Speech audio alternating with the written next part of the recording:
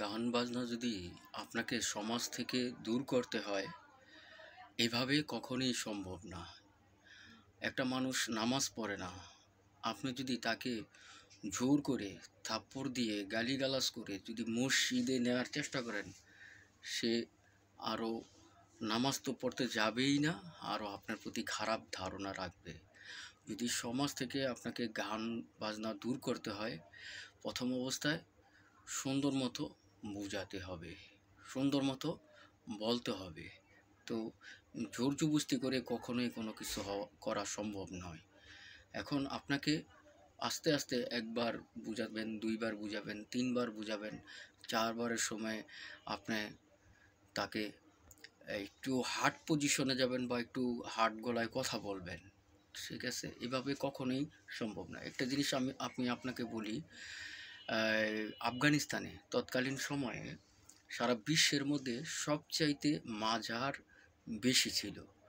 আফগানিস্তানের লোকজন কিন্তু যারা সচেতন ইসলামপন্থী, হ্যাঁ, যারা ভালো চায়, গুনার থেকে বাঁচতে চায়, তারা কিন্তু প্রথমে মাজারে যাইয়া কিন্তু অ্যাটাক করেনি, মাজার ভাঙ্গেনি। তারা কি করছে? মানুষকে বুঝিয়েছে, তালিম দিয়েছে, ঠিক আছে? একবার, দুইবার, তিনবার আস্তে আস্তে মানুষকে দাওয়াত দিয়েছে, দিনের দাওয়াত দিয়েছে।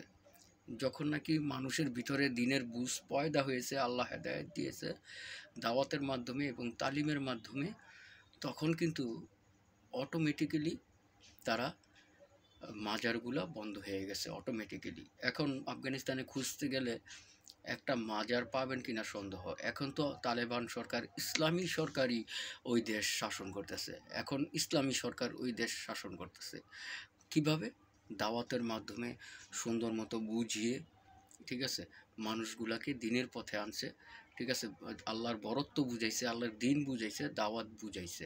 তো এরকমই আপনি যদি সমাজের মধ্যে গান বাজনা দূর করতে চান, সমাজকে কুসংস্কার মুক্ত করতে চান, বা কুলুষিত সমাজকে একটা বিকাশিত সমাজ গড়তে চান, সুন্দর একটি সমাজ গড়তে চান, দাওয়াতের বিকল্প নেই, ঠিক আছে?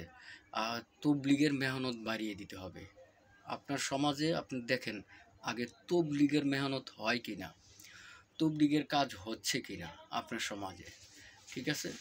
তো আপনার সমাজে যদি তবলিগের মেহনত না থাকে, তাহলে সেইখানে তো গান বাজনা হওয়াটাই স্বাভাবিক। একটি পরিবার থেকে আপনি একজন লোককে এক চিল্লায় পাঠান, তাবলিগে পাঠান, বা চরমনায় মাহফিল হয়, চরমনায় মাহফিলে পাঠান। চরমনায় মাহফিলে গেলে আল্লাহ বলা মানুষগুলো আল্লাহর সঙ্গে একটা সম্পর্ক হয়ে যায়, আল্লাহ হেদায়েত দিয়ে দেয়, অটোমেটিকলি মানুষ খারাপ পথ থেকে ভালো পথে আসে, নামাজি হয়ে যায়, ঠিক আছে? তবলিগে গেলেও মানুষ নামাজি হয়ে যায়। আপনি দিনের দাওয়াত দেন, তবলিগের মেহনত করেন, ঠিক আছে, মানুষগুলো অটোমেটিকলি পরিবর্তন হবে, গান বাজনা বন্ধ হয়ে যাবে, গুনার কাছ থেকে দূরে থাকবে। তবলিগের মেহনত বাড়িয়ে দেন, দাওয়াতের মেহনত বাড়িয়ে দেন, এবং চরমনায় মাহফিল আসলে, এই যে নভেম্বরের 26, 27, 28 মাহফিল, এবং ফেব্রুয়ারি মাসের বছরে দুইবার চরমনায় মাহফিল হয়, চরমনায় মাহফিলে পাঠান। মানুষগুলা দিনের পথে আসবে দাওয়াতের মাধ্যমে। এভাবে কখনোই সম্ভব নয়, ঠিক আছে? তো সবাই গান বাজনা থেকে দূরে থাকবেন, সবাই গুনার কাছ থেকে বাঁচা থাকবেন।